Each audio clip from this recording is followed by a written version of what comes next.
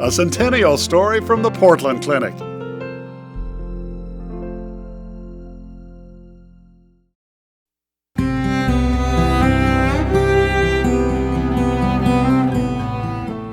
He grew up, spent his life and career in the town his family helped build. His father and relatives hugely successful in business, visionaries who saw what Portland could be, making new that which was old, thereby connecting forever their name with the city. But as Dr. Ron Naito looks back at his more than 3 decades of patient care, he recalls his family discouraging him from going into business, which was just fine with Ron.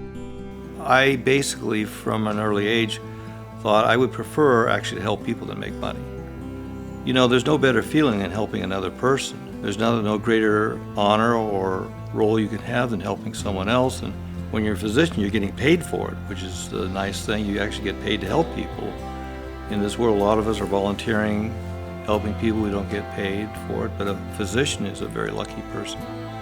I think we're just very lucky that Dr. Naito followed his heart, went into medicine, and he's our brilliant care provider. When I think about Dr. Naito retiring, is all the people's lives that he's touched, generations of people. And he'll be so missed, and he's such a great doctor. When I started at the clinic, or when I was a very young doctor, I became a geriatrician by default because 13 doctors who were all about 70 years old each, all of them retired and requested I take their patients, all of them. And when you're a young doctor, you take whoever wants to see you. So I became heavily a geriatrician. I enjoy it because, again, their lives are richer because of their life experience, and their problems are far more complex. So it challenges you to a much higher degree as a physician to take care of a complicated 85 or 95-year-old person versus, let's say, someone who's young and healthy and 40. He put the health of his patient as a #1 priority in a relationship. His patients love him. They keep saying to me they'll have a hard time finding another doctor. Without a good nurse, the doctor's finished. I mean, there's one story of a doctor who was in his 60s, intended to work for a few more years, but then his nurse of 30 years retired. He had to quit then. You know, he said, well, I can't go on without you. So it's true the support staff are key to the success of the Portland Clinic, or any clinic for that matter. All of his patients, all who worked with him, have their own favorite memories of this good man, the thoughtful, thorough physician who's cared for so many. I loved going to see Dr. Naito. He was very personable, enjoyable. For me, epitomized what a good doctor would be about. Never a compromise, never too fast, taking all the time he needed to ask the questions to find out what I needed for medical service.